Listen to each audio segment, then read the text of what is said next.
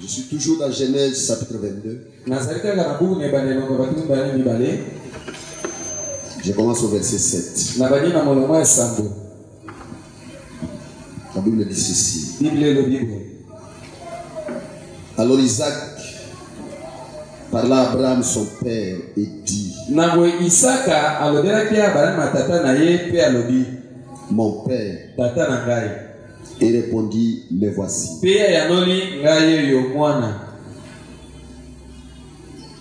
Isaac reprit: Voici les feux et les bois. Mais où est l'agneau pour l'holocauste?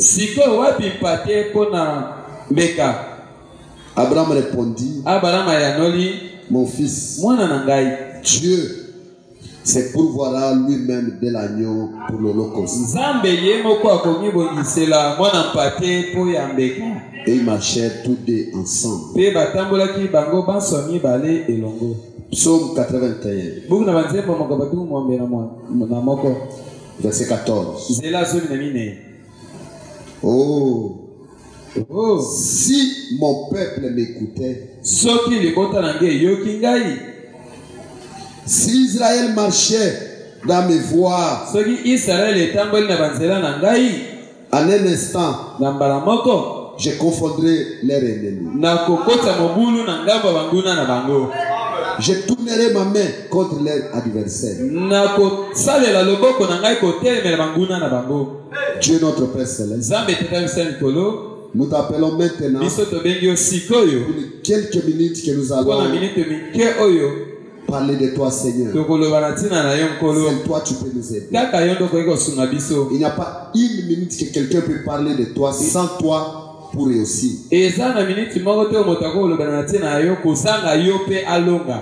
Non, chaque minute, si on veut parler de toi, il faut que tu sois là.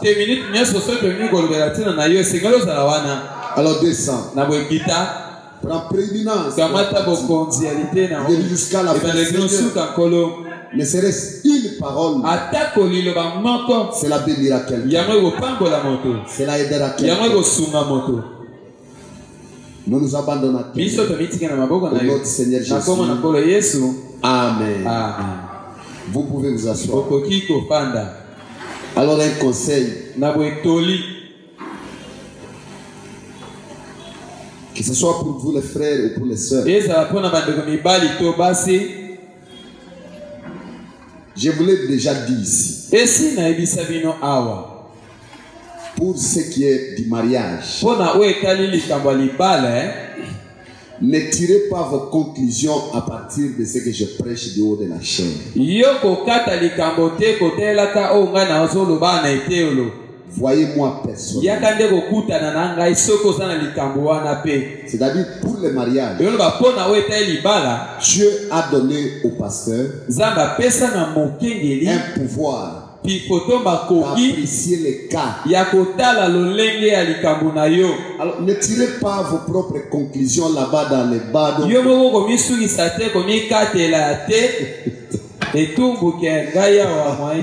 C'est terrible. Donc, si tu as des questions ou tu as un problème de mariage, la personne indiquée c'est le pasteur.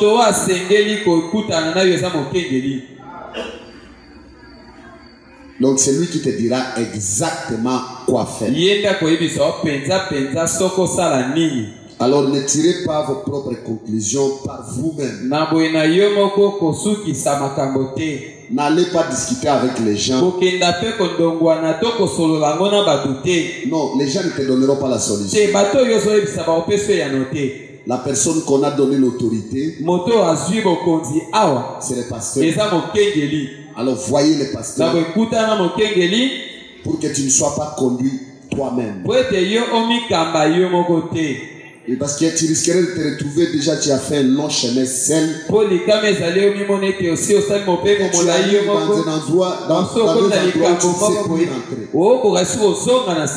Parce qu'il y a des moments où, donc, des endroits où on peut se retrouver, des endroits non retour. Là,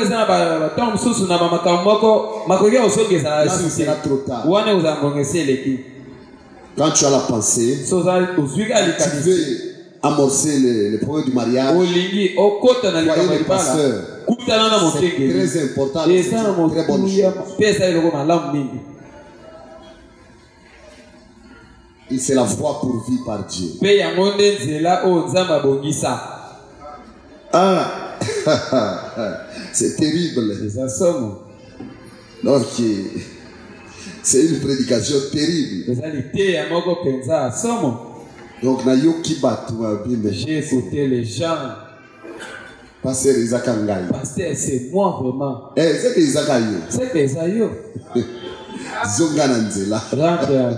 Retournez dans la voie pour vivre. Et c'est là où Dieu te veut. Acclamez le roi des rois.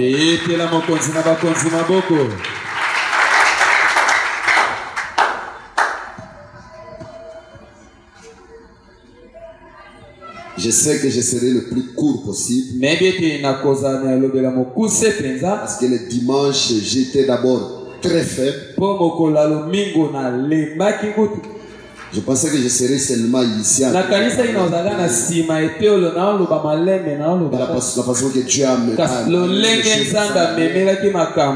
ah, je suis rentré à la maison. Et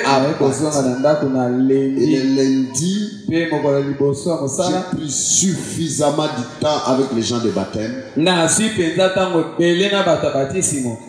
Moi ici, si je te baptise, après tu vois que non, je n'avais pas bien écouté, je vais me faire rebaptiser. Moi je ne veux pas. Non,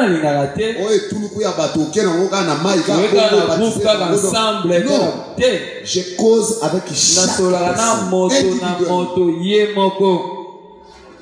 pour qu'ils comprennent ce qu'il fait.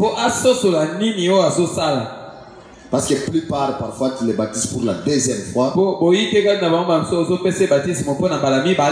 C'est limite, c'est la dernière chance qu'il a. Je n'ai pas une écriture qu'on a baptisé quelqu'un pour la troisième fois. Il n'y en a pas. Dans Acte 19, ils étaient baptisés pour la deuxième fois. Parce que le premier baptême qu'ils ont eu, c'était le baptême de la repentance. Paul les a rebaptisés. Il les a posé les mains et ils ont reçu. Bon, il y a aussi des baptêmes. Mais toi, tu as déjà pris trois baptêmes. Après, le pasteur. J'ai mal agi, je dois refaire. Tu ne vas plus refaire. Dieu vous a donné une dernière chance. Il faut les capitaliser. Alors hier, j'étais jusqu'aux après-midi. Il y a même des frères qui ne sont pas sortis ici. Les anciens frères qui ont accepté de se faire rebaptiser. J'ai dit waouh! Ah, c'est que la prédication avait un impact sérieux. La voie pour vivre par Dieu. Alors je lis Frère Branham comme je l'ai lu le dimanche. Pour juste faire un petit commentaire. Parce que après avoir travaillé hier jusqu'aux après-midi, la nuit aussi à la maison là-bas. Et ici on est venu c'est sérieux. Le corps aussi vraiment doit se fatiguer. Mais on est là. C'est la voie pour vivre par Dieu. Pour se maintenir à vie. Il faut combattre. Pour vivre, il faut combattre. À moins que tu ne veux pas vivre. Pour tenir bon, pour vivre, combattre. Alors c'est ça, la voie pour vivre par Dieu.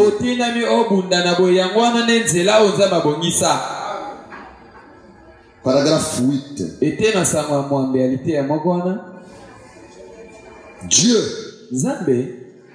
a une voie. Et il y a 2 voies.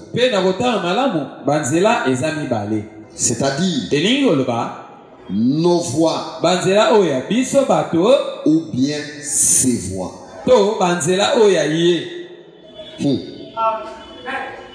Dieu a une voie pour aujourd'hui.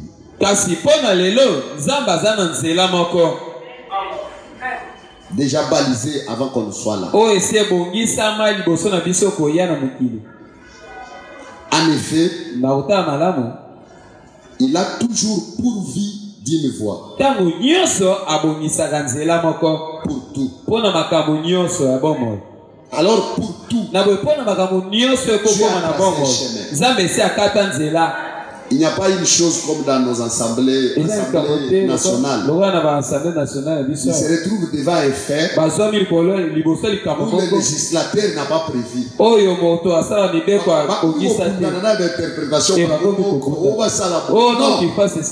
Dieu n'est pas comme ça.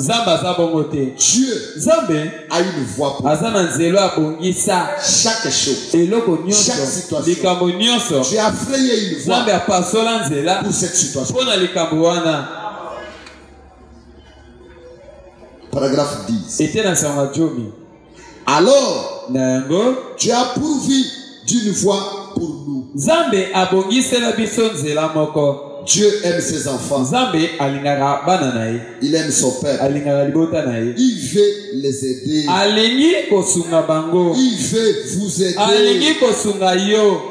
Puisque vous voulez vous-même être aidé. Si vous pouvez simplement faire entrer ça dans votre cœur, que Dieu est plus disposé à vous aider, que vous êtes disposé à aider vous-même. Mais il a une voie. C'est là où les Romains s'empoignent. Et sa voix est l'unique. L'unique moyen par lequel il agira. Vous ne ferez pas dire à Dieu ce qu'il n'a pas dit. Vous ne ferez pas faire à Dieu ce qu'il n'a pas prévu. Moi, je suis un homme. Je peux par compassion changer d'avis, modifier des choses, gérer la crise, mais pas Dieu.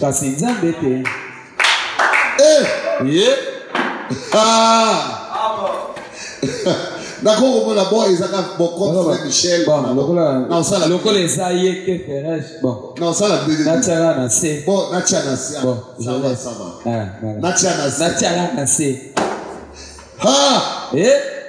Pas Dieu. Dieu a une voix. Et c'est la voie par laquelle il agira. Il n'agira pas autrement. Il n'agira pas parce que tu as fait la voie. Il n'agira pas parce que tu deviens triste. Retournez dans la voie. Retournez où il veut te voir. C'est là qu'il agira. Je vous ai prêché ici.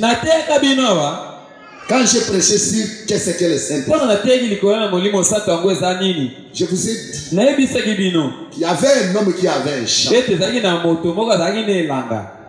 Un grand champ de blé. Et c'était pendant la saison. Et ce champ était en train de grandir. Mais à côté de ce champ, il y avait un grand réservoir. Alors un très grand réservoir non loin de ces champs-là. Maintenant cet homme regardait à côté de lui assez d'eau. Na mai pelé koleka. Et il commença à crier. Pia bani ko gami. Non, Non, je ne vais pas perdre ma récolte. Nalengite na bungisa nkona. Viens arroser mon champ. Viens arroser mon champ. Ya polisa bilanga ngai. Non. De bona habité. C'est champ brûlé là. Et langani ko zika. Il peut crier une année. Akweko ganga mobi mobi. Il va crier 2 ans. Akoganga mibubi Il va bale. crier 10 ans. Akoganga mibubi. Il va crier 100 ans. C'est champ brûlé là. Bilangani ko zika. C'est donc cet homme a besoin. C'est de travailler selon les règles de la gravitation. C'est de travailler selon les règles de la canalisation. Pour prendre cette eau et l'amener dans son champ. C'est dans ce moment qu'il va épargner sa la voie pourvue par Dieu. C'est l'unique voie qu'il agira. Pas ta voix. Pas ma voix. Et sa voix. Acclamez le roi.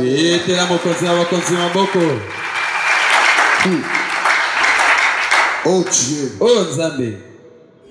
Oh merci Seigneur. Un jour à Chikapa, il y avait un effet qui est venu. Il m'a trouvé en train de vendre la farine. Alors que ça ne faisait pas longtemps. Je manquais même quoi manger.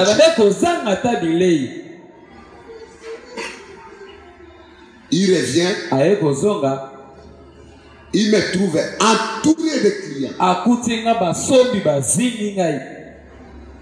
Frère, quel argent. Et il observait comment je vendais. Quand j'ai terminé, nous sommes rentrés à la maison. Avant d'Isingaï. Il m'a fait asseoir. Abi oncle. Abi noko. Dis-moi. Yebi Sangai. Au Simbinini. Qu'est-ce qu'as-tu touché? Oh Dieu. Oh Nzambe. Abi oncle, dis-moi la vérité. Yebi Sango solo noko. Au Simbinini. Qu'est-ce que tu as touché? Il ne pouvait pas comprendre. En rien de temps. Les choses peuvent changer comme ça. Pour qu'on soit devenu ce qu'on était devenu. Dans sa tête, il a tiré la conclusion que je devais à tout prix toucher sur quelque chose. Je lui ai dit, l'audio se vanda. Et il s'est assis. J'ai dit, je vais te livrer un secret. Payer la dîme et les offrandes. C'est l'unique secret que j'ai. C'est la foi pour vivre. Je n'en connais pas une autre. La foi que Dieu a pour vie, pour bénir ses enfants. C'est quand il paye leur dîme. Quand il paye les offrandes. Frère, tu peux venir ici gêner même pendant un mois. Si tu te vois béni, ce n'est pas Dieu. Si tu ne payes pas la dîme et les offrandes, ce n'est pas Dieu. C'est le diable qui t'a béni. Dieu est béni par ses présents. Dieu est béni par sa voix. Il n'agira pas selon ta voix. Il agira selon sa voix. C'est l'unique voix qui pourra agir. Pas par nos voix, mais par sa propre voix. Oh Dieu. Oh Nzambe. Écoutez ce que Frère Branham dit. Ça c'est la voie pourvue par Dieu pour traiter avec les péchés. Ça ce n'est pas le sujet que je prêche. Le sujet que je prêche c'est la voie pourvue par Dieu pour aujourd'hui. Mais ici c'est la voie pourvue par Dieu pour traiter avec les péchés. La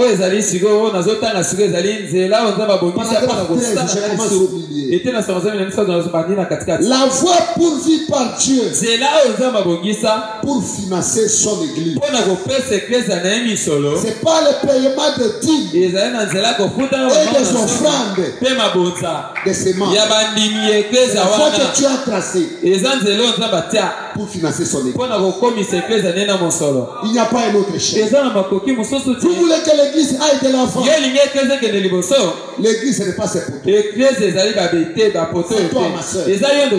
C'est toi. Le matin que notre sœur Marie va payer. Oh, papa Denis a l'église, c'est toi-même.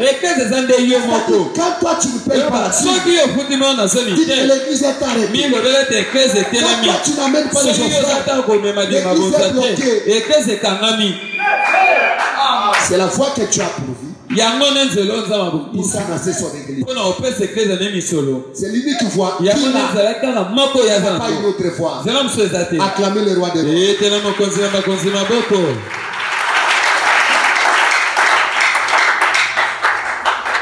Vous savez, frère, il y a une voie de la réussite. Moi, les frères qui me connaissent, il y a le frère Badin là tout au fond. Ils me connaissent très bien. Je ne tire pas dans la souffrance. Je vous l'ai dit, ma mère. Oh, difficulté. Je n'ai pas peur de cela. Oui, j'ai un remède. J'ai un remède. La parole de Dieu. Frère, prenez la parole de Dieu. Vivez là. C'est comme de l'eau. Vous ne verrez jamais le poisson là où il n'y a pas de l'eau. Les poissons suivent que de l'eau. Je suis la parole. Je suivrai sa voix. Il ne suivra pas la voix de l'homme. Il suivra que sa propre voix. J'aime ça. Oui, frère. Les moments difficiles viennent. Je me souviens de mon ami Job. Dieu a son temps. Il a dit Job, écoute. Tel que tu es là, s'il arrive que tu pêches, ou que tes enfants pêchent, il y a une ordonnance. Il y a un holocauste. Il y a un sacrifice. Prenez un bélier. Allez le sacrifier. C'est ce qui va purifier tes péchés. Savez-vous ce que Job faisait? Quand ses fils allaient dans les fêtes, ils ne sont pas allés pécher. Mais Job a lui-même. Il dit, je ne sais pas. Peut-être là-bas, ils vont toucher à quelque chose. Job va dans son enclos. Il prend un bélier. Il va dans la montagne. Il le sacrifie pour ses enfants. Je ne sais pas. Il est plus loyal avec Dieu. Écoutez, frère. Moi, il y a des fois, je payais le 1/10 à Dieu. Je prends le 1/5. J'ajoute comme ça. Peut-être j'ai fait des calculs de la mauvaise façon. Dans la marge, il y a bien. Que je sois dans une bonne marge. Quand je vois le jour qui va passer à toi, on dira que tu as touché. Dieu voit les cœurs. La voix pourvue par Dieu. C'est l'unique voix qu'il a jouée. Il y a deux voix. Nos voix et ses voix. Mais il agira que par sa voix. Et Job s'est tenu sur son holocauste et sur son sacrifice. Il a observé d'une façon irréprochable. Il savait que c'est ça la loi de Dieu. Il savait que c'est ce que Dieu demandait pour son temps. Il le faisait. Il ne le faisait pas en prévision des moments qui viendront. Suivez la parole seulement. Payez la dîme. Payez les offrandes. Soutenez l'église. Si Dieu ne te bénit pas, ce n'est pas ton problème. Toi, tu as fait ce que tu as fait. Le reste, c'est lui. Que lui reste avec toi. Dieu disait ici, reste avec la dette de Dieu. Là, je ne comprends pas. Acclamez le roi des rois. Oh Dieu. Et Job s'en était tenu sur son offrande et sur son holocauste.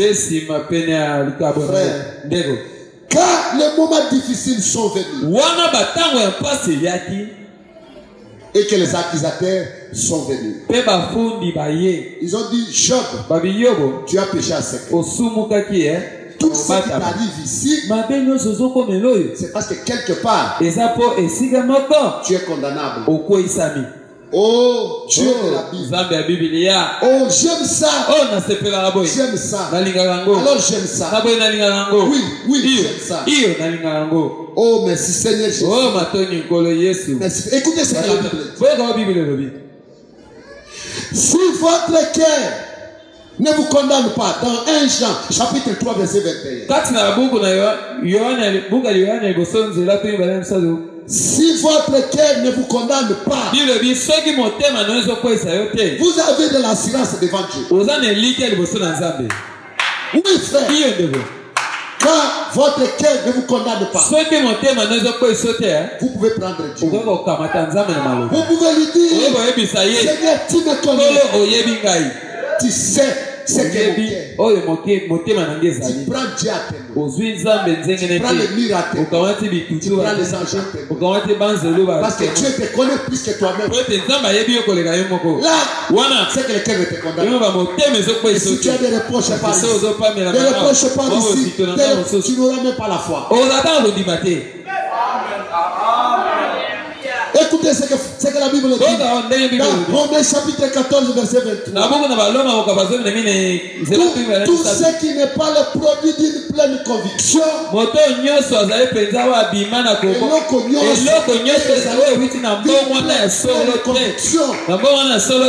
c'est un péché.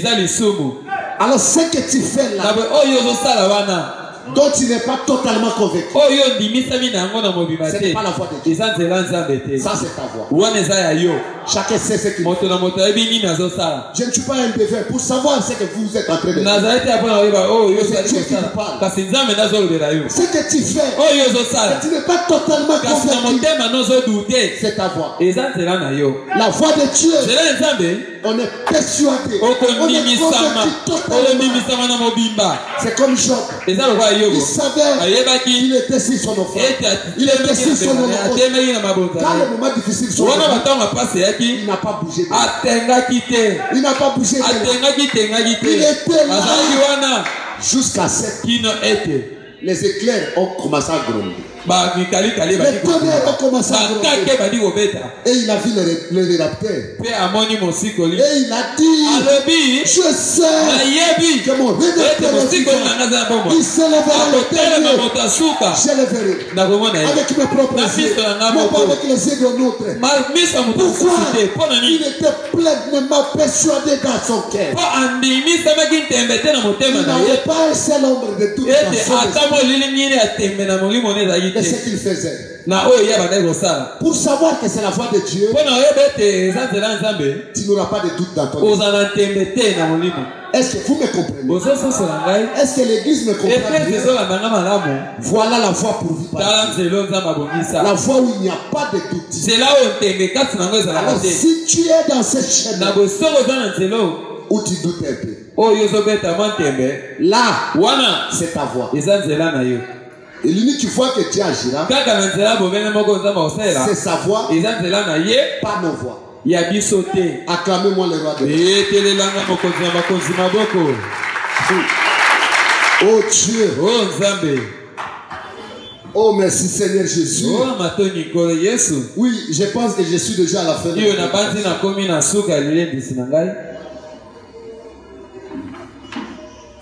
Oh merci Seigneur Jésus. Quand tu as fait ce que Dieu t'a demandé de faire, cela élève la foi dans ton cœur.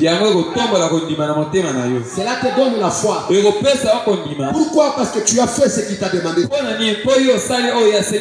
n'auras pas de doute dans ton esprit. Tu seras libre dans le cœur. cette affaire que tu veux commencer à faire. Non, tu veux commencer à faire. Ou la façon que tu vas gagner cet emploi. Qu'est-ce que ton cœur te dit? Parce que le pasteur n'est pas là. Tu peux chercher à cacher ça. Ce qui est caché sera dévoilé. Sera dévoilé. C'est ça le principe de Dieu. La voix que tu apprêtes là, est-ce que tu en es convaincu? Est-ce que c'est le produit d'une pleine conviction?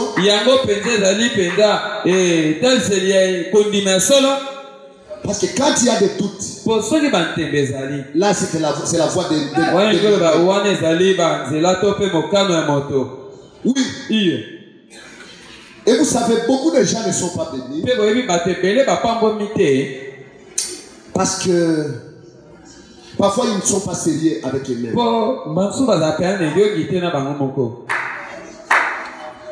Vous savez la bénédiction? Fabana me dit le naturel typifie le spirituel. Dieu béni par les hommes. Dieu a dit à Joseph que tu seras une source de bénédiction. Contourner cette source. Tu es en dehors du plaque. Vous voyez dans ce quartier ici, dans ce pays ici, Dieu lève des individus pour bénir les autres. Déjà incontournable. Si tu veux les contourner, c'est ta propre voix. Tu ne peux pas savoir.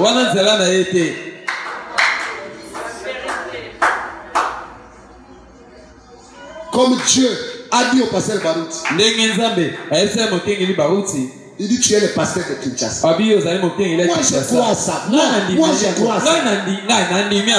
Frère, au matin, au kita,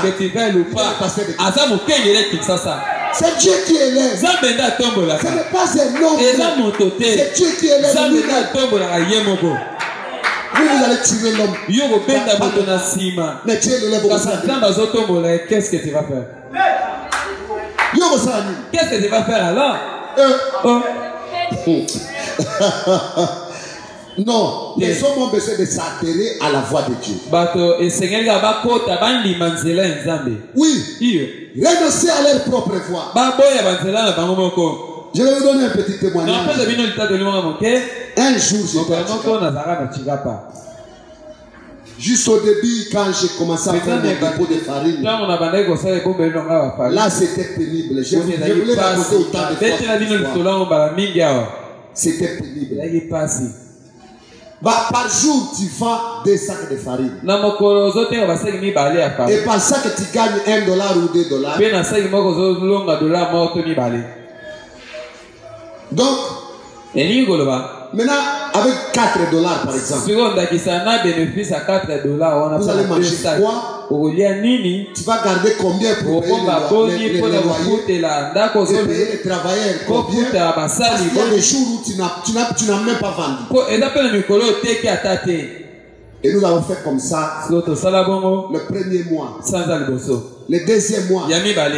Vous savez, frère, avant même qu'on en arrive là, je dois reculer un plan. Non, soyez dans les voies de Dieu. Quand tu es dans la voie où Dieu va pour toi, tu auras la foi. J'ai cherché un dépôt, commencer le commerce là-bas. Il n'y en avait pas. Dans les quartiers là où on vendait la farine, il n'y avait pas de dépôt. Maintenant, par grâce, j'ai trouvé un tout petit dépôt là qui mesurait peut-être 2 mètres. Mais c'était un peu long. Comme ça, 3 ou 4 mètres de long comme ça. Ça pouvait prendre même 150 sacs de farine. Ou ça avec quelque chose comme ça. Mais moi, ce que j'avais comme capital, c'était 20 sacs. Alors, j'ai trouvé la chance d'avoir ces dépôts. J'ai donné la garantie. Par rapport à ce que j'avais, et à la grandeur du dépôt, les dépôts étaient 6 fois plus que ce que j'avais. C'est-à-dire qu'il faut travailler même 2 ans pour remplir ces dépôts. Alors j'ai donné la garantie et je me préparais pour commencer à vendre. Je suis allé dormir. La nuit, les choses se sont réveillées à moi. Les matins, je suis venu. J'ai dit au bailleur, donnez-moi mon argent. Je ne travaille plus. Le bailleur a dit, oh, pourquoi? J'ai dit non, c'est dépôt. Le bailleur a dit non, mon frère, attends vous-même. Il a appelé les frères.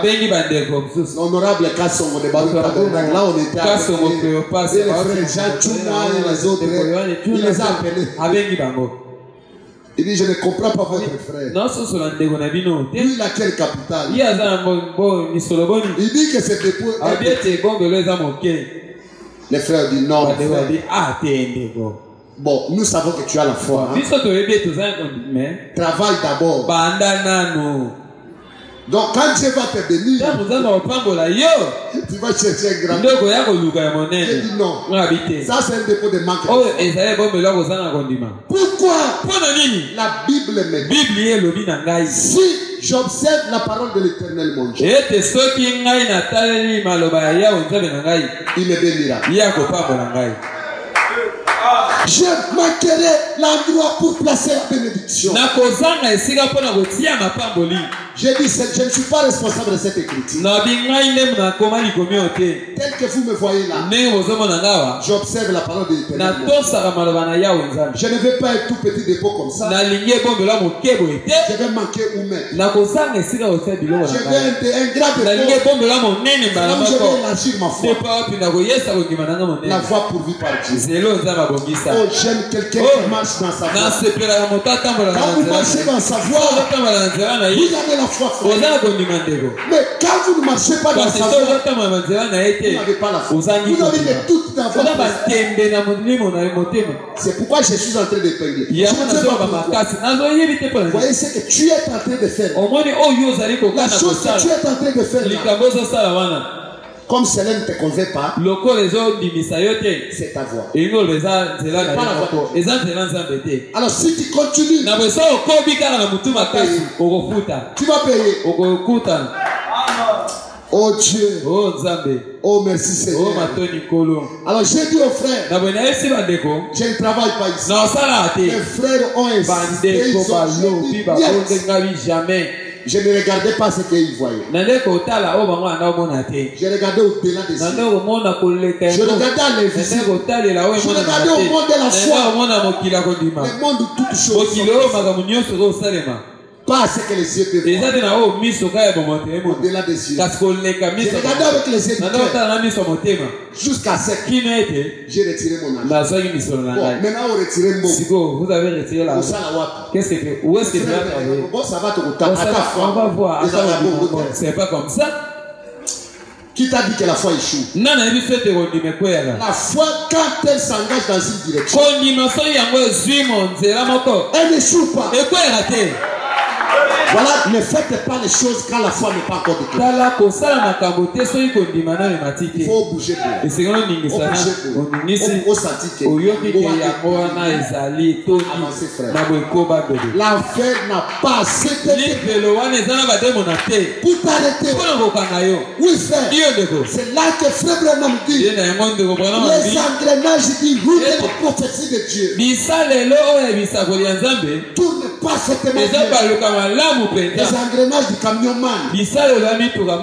Et Boukana. Ça se brise. Il y a taf. Et Boukanaka. Ça peut se briser. Il y a tracteur. Et Boukana. Ça se brise. Mais les engrenages du de la prophétie de Dieu.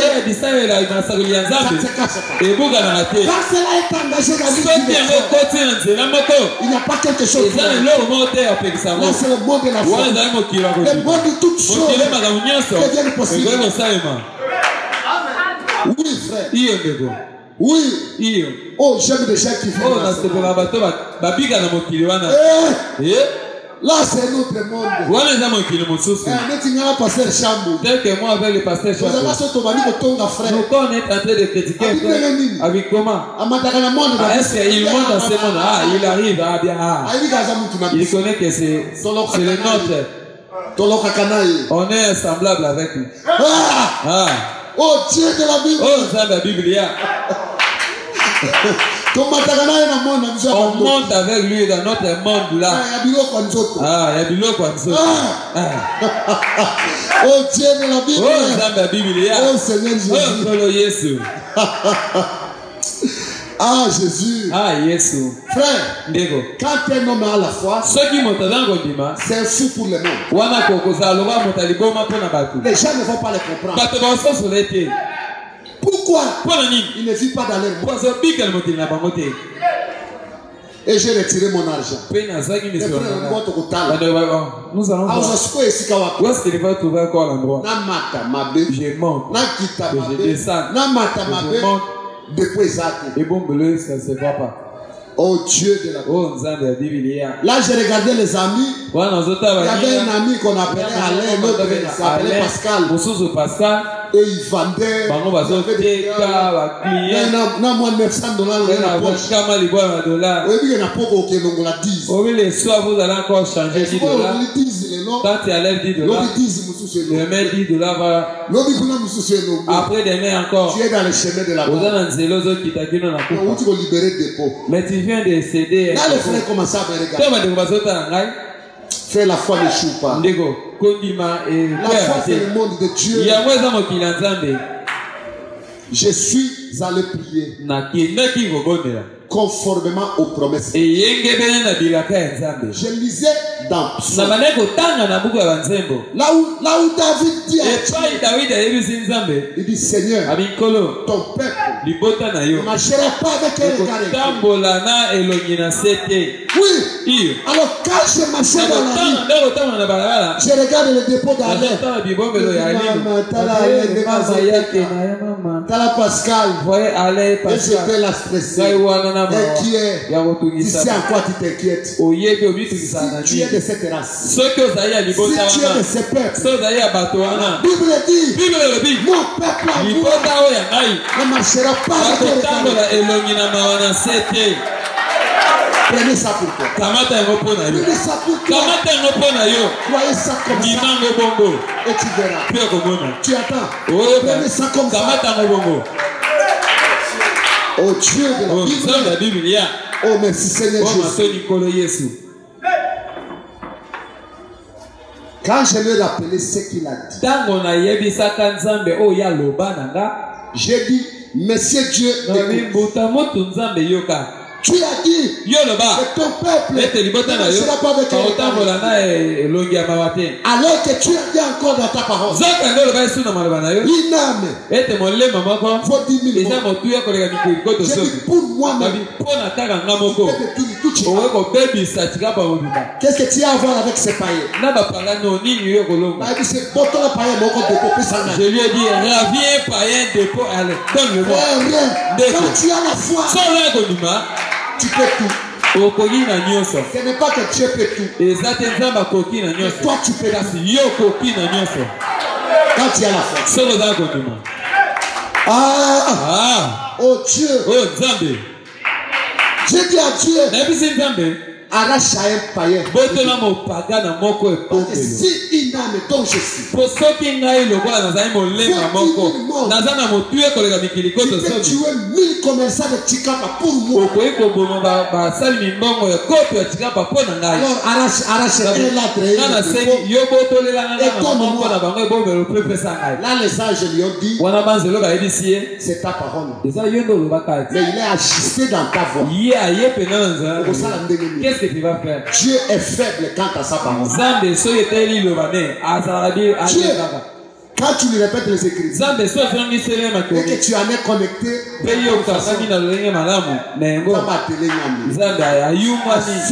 il est maintenant au bout. Il ne sait pas quoi faire. Tu commences à le tirer dans le nez. Et tu fais comme ça, il arrive. Tu l'appelles ici. Pourquoi? Tu as fait ce qu'il t'a demandé. Tu es dans la voie qu'il a pour vivre pour toi.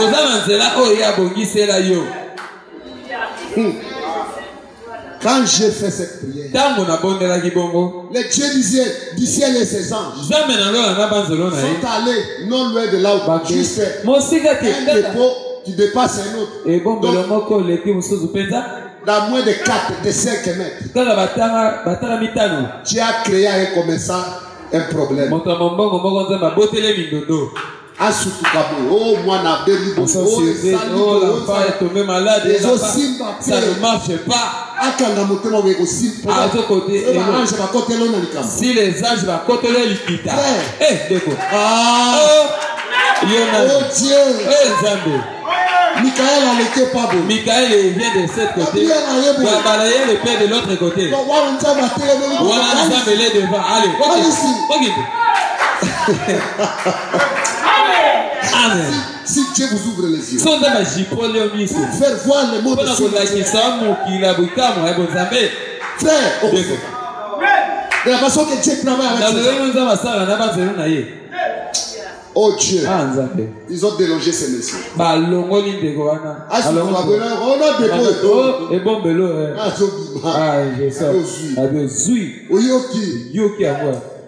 J'aime quelqu'un qui connaît sa position. Quelqu'un qui connaît ce qu'il est. Et il est sorti. Alors je suis entré dans cette étape. Et les choses se sont compliquées. Frère, étape par étape. Étape par étape. Tu peux les voir ici. Au jubilé, comme les enfants. Quand il a fendu la mer rouge. La Bible dit, de l'autre côté, Myriam a pris le camp. Ils ont fait ça en esprit. Ils ont loué le Dieu de l'esprit. Mais après quelques mètres, il n'y avait plus de l'eau. Oh Moïse, il fallait qu'on rentre. Mais là-bas, il y avait le concombre. C'est un chemin que nous avons choisi avec lui. C'est un chemin rocailleux. C'est un chemin épineux. Mais ce n'est pas nous qui le tenons. C'est lui qui nous tient. Tu seras toi-même, tu as déjà relâché. Toi-même, tu n'en peux plus. Tu ne comprends pas. Comment tu avances. Tu ne sais pas expliquer. Qui te conduit. La voix de l'homme pas son pouvoir. Il n'appartient pas à l'homme. Quand il mange, il dit je ne sais pas. Il y a quelqu'un qui te dirige. Il s'appelle le Seigneur Jésus. Oh Dieu. Oh merci Seigneur. Et j'ai commencé à travailler. Donc, tu sais que tu vas relâcher. J'ai fait plus de mois. Ça ne marchait pas. Je suis en train de chuter, je vais terminer. Ça ne marchait pas. Et j'étais avec moi avec le frère Daniel. Aujourd'hui, peut-être il n'est pas venu. C'est lui qui était mon premier travailleur. Alors on voyait, on se disait que ici vraiment il faut qu'à tout bon, mais quand vous lâchez prise, qu'est-ce que vous allez faire? Au Kofi. Dieu. Parfois il va comment te coincer bien là. Dans un endroit où tu ne sais pas en sortir. L'unique et la bonne direction à regarder. Quand tu arrives dans des endroits comme ça, c'est vers le ciel. Je regarde vers le ciel. D'où me viendra le ciel? Et c'est d'où me vient de l'Éternel. Qui a fait le ciel, qui a fait la terre. À moins que tu le prends pour l'Éternel des armées. Le Seigneur Jésus. Oh Dieu. Et nous étions là dans une difficulté. Frère, ce jour-là, je suis sorti de ma chambre comme toujours. Avant d'aller au dépôt, je suis agenouillé devant Dieu le matin pour prier. J'ai dit Seigneur Jésus, voici la journée. Occupe-toi de nous, fais quelque chose. Amen. Et je suis sorti. Je sors à l'extérieur. Avant de sortir la place, sa voix rentre. Prie encore. Alors cette fois, la façon que j'ai prié avant, c'était ma voix. Maintenant, il m'a retourné dans sa voix. J'aime les gens qui écoutent la voix du Seigneur. Comme quand j'ai commencé cette église, Dieu m'a parlé. Je savais que j'allais passer des moments. Dieu m'a parlé dans mon bureau. Il m'a donné une chanson. La voix dit, Seigneur m'appelle, prends ta croix et viens sur moi. Je réponds, sauveur fidèle, mais voici, je suis à toi jusqu'au bout. Jusqu'au bout, je vais te suivre dans les bons, le mauvais jour. À toi pour mourir et vivre. À toi Jésus pour toujours. C'est un chemin solitaire. C'est un chemin épineux. C'est un chemin difficile. Cela m'est venu sous une forte inspiration. C'est Dieu qui m'a parlé. Avant que je ne commence. Et je me suis préparé à conséquence. Voilà pourquoi tous les complots du diable. Un homme a guéri avant. Dieu s'est précédé les jours. Je vois le frère Joseph entrer de acclamez le roi de acclamez le Seigneur. Oui frère. Et Dieu m'a dit retournez. Je suis rentré pour prier. J'avais déjà fini à prier. Maintenant il te dit de prier.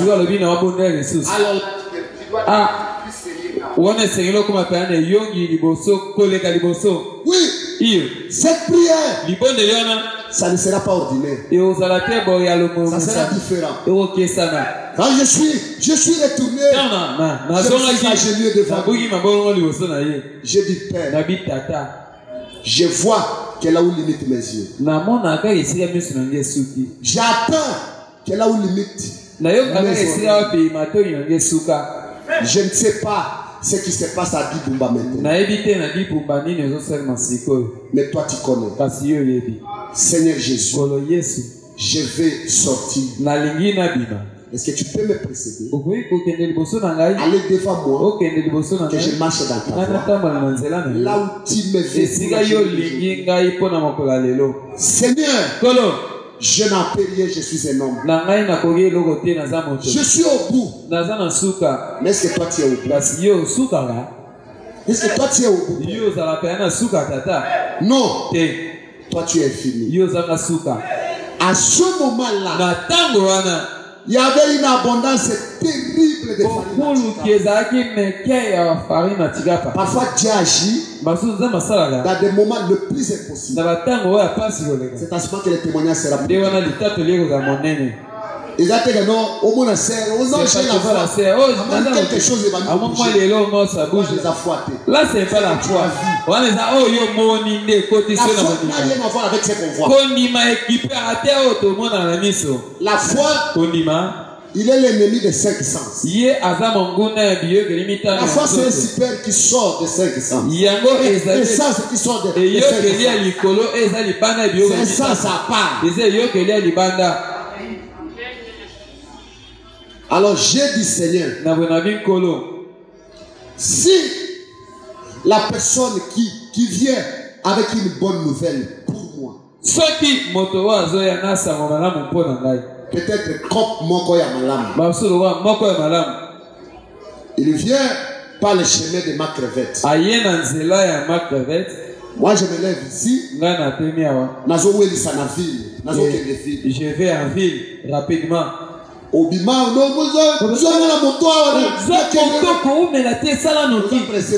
pourquoi tu es pressé? Pour rien. Ça ne te fera rien. Ceux qui s'attendent au Seigneur, ils révéleront leur force. Attendez-vous à lui. Frère, là tu vas marcher à pas pesant. Tu vas pas marcher à pas lourd. Parce que tu marches avec lui. Oh Dieu de la Bible. Oh Seigneur Jésus. Et là, j'étais devenu plus sérieux dans ma prière. J'ai dit Seigneur, comment je vais rencontrer cette personne? Comment je saurai qu'il vient d'appeler? Mais tu as dit dans ta parole, les pas de Jésus sont orientés par l'éternel. À ce moment-là, c'est lui qui te donne le mot pour prier. Là, ce n'est plus toi. Cherchez les Saint-Esprit. Ça ne sera pas toi en train de prier. C'est Dieu qui va prier. Il sait ce qu'il veut faire. Il te donnera des mots justes. Que tu commences à prier. Sans le Saint-Esprit, tu n'arriveras nulle part.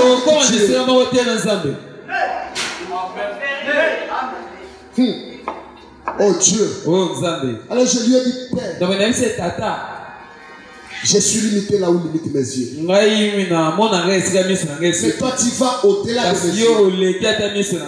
Seigneur, je vais passer là où tu veux que je passe. C'est-à-dire, voici maintenant un homme qui abandonne sa volonté.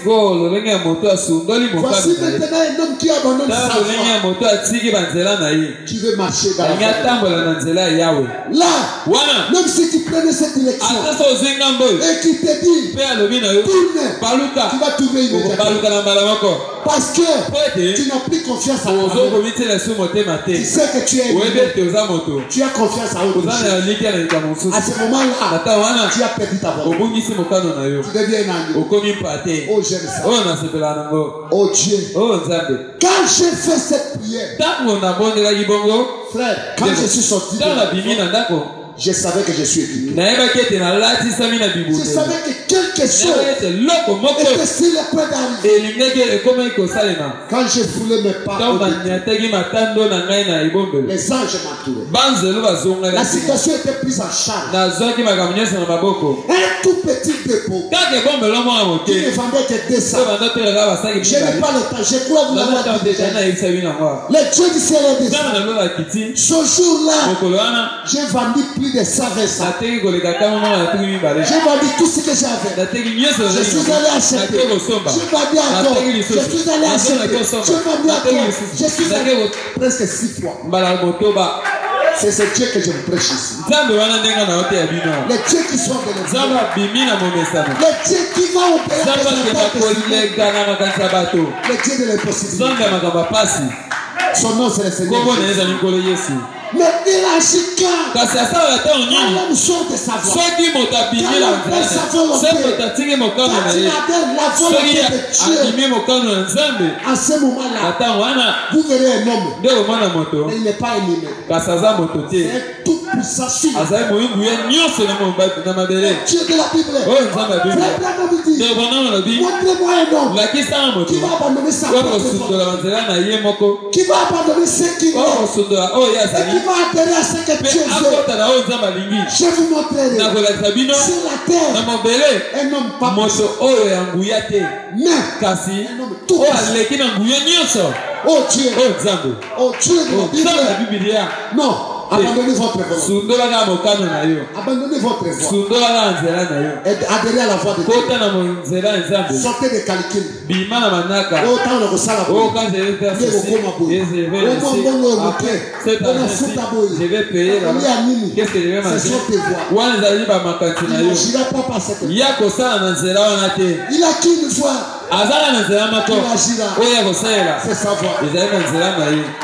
Mettez-vous debout. Acclamez-moi le roi de roi.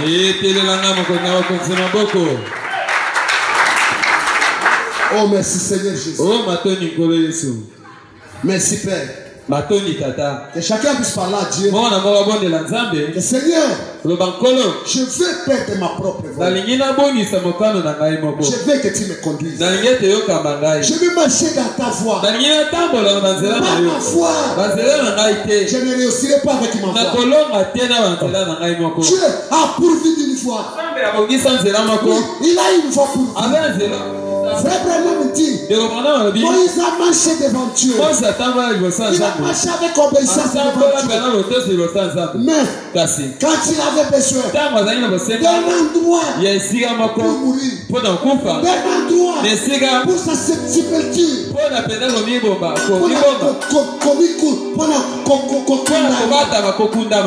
Dieu a choisi un bon endroit. Dieu a approuvé un endroit. Les rochers. Les mêmes rochers qu'il a frappé dans le désert. Les mêmes rochers qui a fait sortir de l'eau. C'est ces rochers il a pourvu pour la sépulture de Moïse. J'aime mourir sur les rochers. Dieu a pourvu pour ces vieux prophètes fatigués. Et quand il avait besoin de porter des cercueils, les anciens d'Israël pouvaient le faire. Mais Dieu a refusé. Il a pourvu des anges. Ce sont les anges qui ont apporté les cercueils de Moïse. Et il l'a apporté. De l'autre côté, personne ne l'a vu. 800 ans après, vous l'avez vu dans la montagne de et il venait avec Élie, avec Moïse, et Jésus. Pourquoi? Parce que Dieu a pourvu à une voix. Frère, marchez dans la voie de Dieu. Marchez dans sa voie. Marchez dans sa voie. Marchez dans sa voie. Et sa voie, c'est sa parole.